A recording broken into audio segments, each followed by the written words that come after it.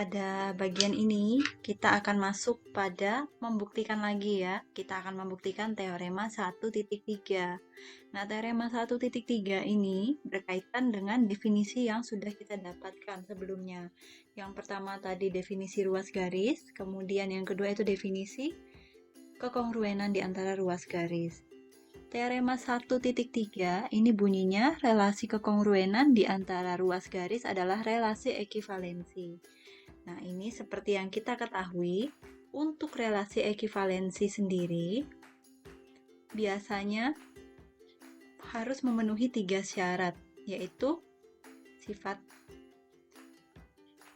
reflektif, kemudian simetris, dan sifat transitif. Nanti kita akan lihat bersama-sama bagaimana sih ketiga sifat ini pada pembuktian kita ini. Nah, di pembuktian kita ambil mungkin sebagai ininya untuk kita mengkonstruksi, kita ketahui, kita ambil ada 3 ruas garis. Misalnya ruas garis AB, ruas garis CD, dan ruas garis EF. Kemudian kita buat konstruksi kalau ruas garis AB itu kongruen dengan ruas garis CD.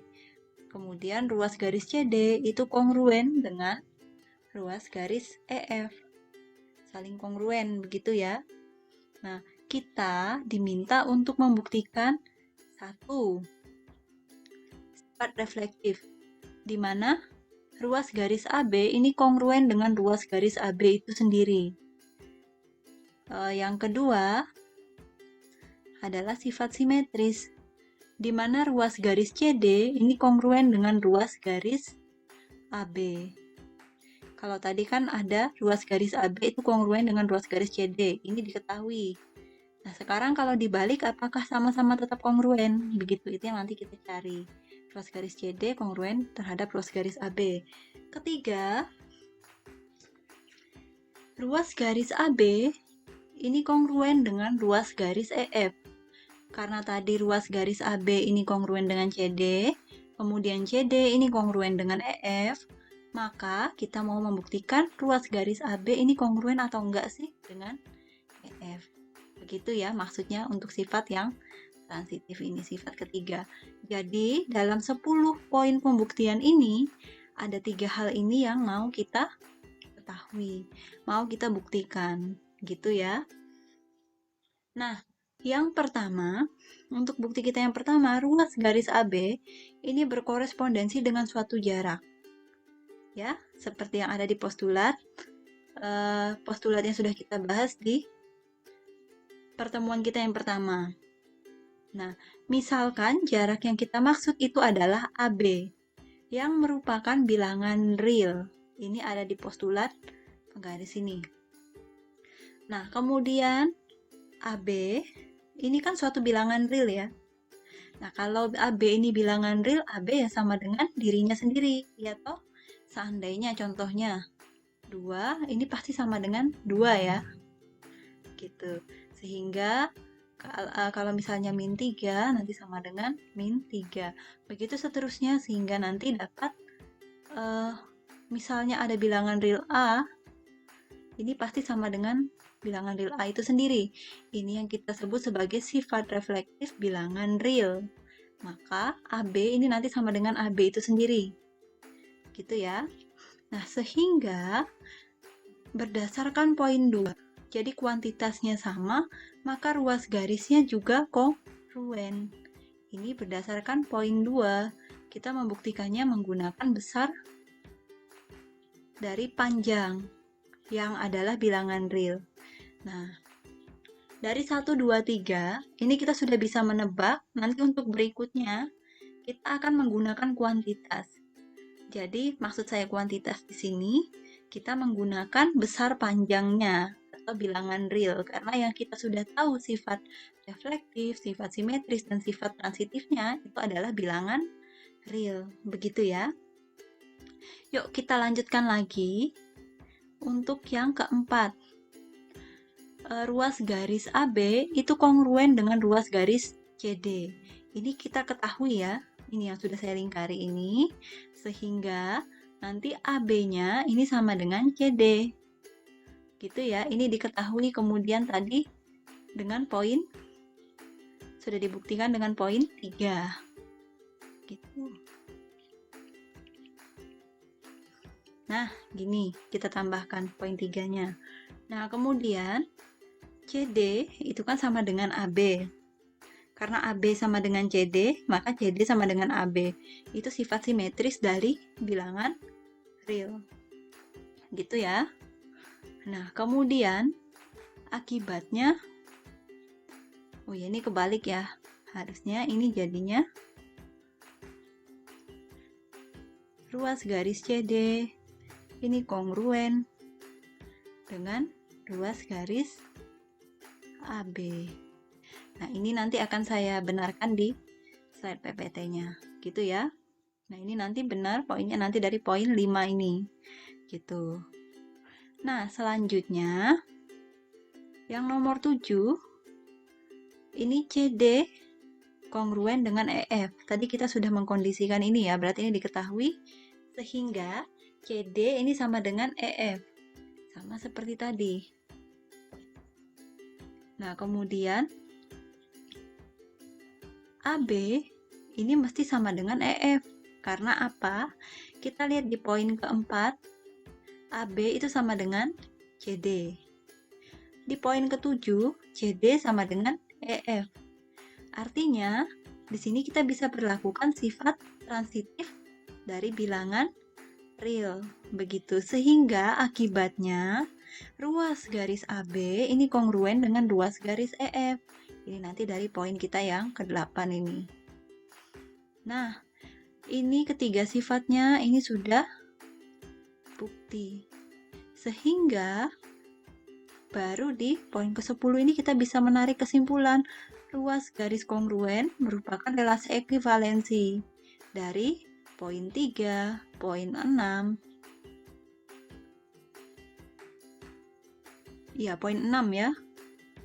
Poin 3, poin 6, dan poin 8. Begitu. Nah, selanjutnya kita masuk ke definisi berikutnya. Kita sudah mengenal garis itu apa, ruas garis itu seperti apa. Sekarang kita masuk ke sinar garis. Sinar garis AB atau AB strip satu arah itu adalah gambar yang memuat A dan setiap titik dari ruas garis AB pada titik yang sama dengan A dan B. Itu pada sisi ya, maaf, pada sisi yang sama dengan A dan B. Jadi nanti kalau di sini saya punya gambarnya seperti ini, nanti tanda panahnya ke arah satu arah saja biasanya. Satu arah saja, entah ke kanan atau ke kiri. Nah, nanti yang dimaksud dengan himpunannya si sinar garis itu adalah yang ada di sini. Mungkin ini titik C, ini titik D.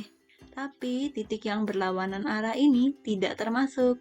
Misalnya ini titik H, titik I. Nah, titik H dan I ini tidak termasuk ke dalam himpunannya, sedangkan titik C dan D ini masuk ke dalam himpunan ruas garis sinar garis A dan B. Gitu ya. Jadi ini kayak himpunan bagian dari garis A dan B. Kemudian perhatikan di sini kalau ruas garis tadi tidak ada tanda panahnya. Sekarang kalau di sinar garis tanda panahnya mengarah pada satu arah. Nah, ini nanti untuk keterangannya ya. Tanda panahnya ini selalu menunjuk ke arah kanan secara simbolis, terlepas arahnya mau ke sebelah kanan, kiri, gitu ya. Nah, selanjutnya ada definisi dari sinar garis yang berlawanan. Sinar garis AB dan sinar garis AC disebut sebagai sinar garis yang saling berlawanan jika dan hanya jika A berada di antara B dan C. Nah, seperti ini ya bentuknya. Jadi kalau misalnya kita punya sinar garisnya di sini A. Ini B-nya di sini. Kemudian nanti C-nya di sebelah sini. ini belum bisa kita katakan berlawanan. Nah, kalau berlawanan nanti dia 180 derajat ini ya. Begitu, dia 180 derajat, jadi membentuk suatu garis gitu. Nah, selanjutnya kita masuk ke teorema kita yang berikutnya. Teorema tentang penempatan titik. Kalau di sini, setelah tadi kita mengetahui definisi dari sinar garis, begitu ya. Diketahui sinar garis AB adalah suatu sinar garis dan diketahui pula X adalah bilangan positif. Maka ada tepat satu titik P dari sinar garis AB sedemikian sehingga AP sama dengan X. Nah, untuk gambarnya, sebelum kita masuk ke ini, supaya nanti kita mempermudah ininya ya, mempermudah dalam pembuktian, kita konstruksi dulu gambarnya. A ini kita kondisikan supaya dia ada di 0, postulat 4. Kemudian P kita kondisikan dia ada di X, sehingga gimana nanti jaraknya AP ini nanti sama dengan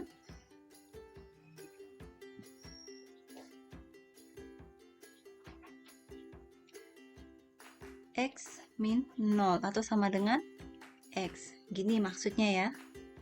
Jadi AP sama dengan X. Nah, untuk di pembuktiannya kita ketahui suatu sinar garis AB, jelas, dan suatu bilangan positif X.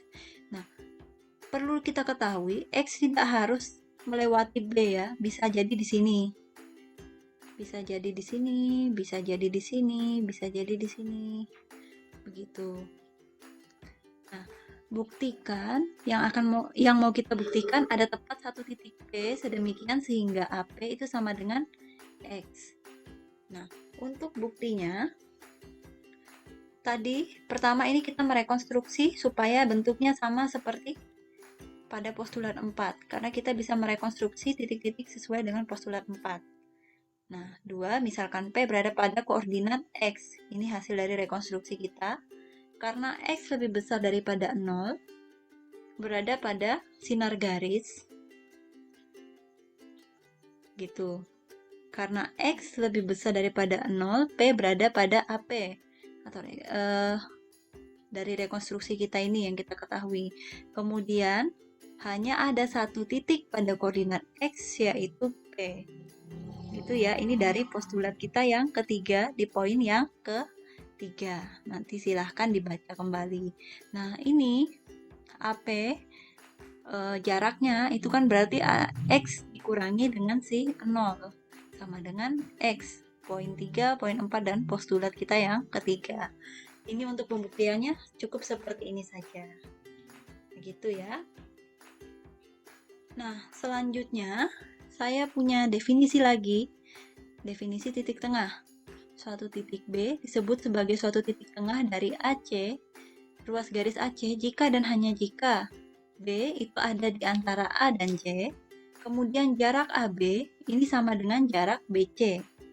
Nah, kemudian teorema kita, nah ini teorema terakhir kita, setiap ruas garis memiliki tepat satu titik tengah. Pembuktiannya diketahui titik A dan C. Yang akan kita buktikan ada tepat satu titik B yang merupakan titik tengah si AC. Nah, ini nanti buktinya seperti ini. Silahkan nanti kalian rekonstruksi ulang, coba dimengerti lagi untuk buktinya ini.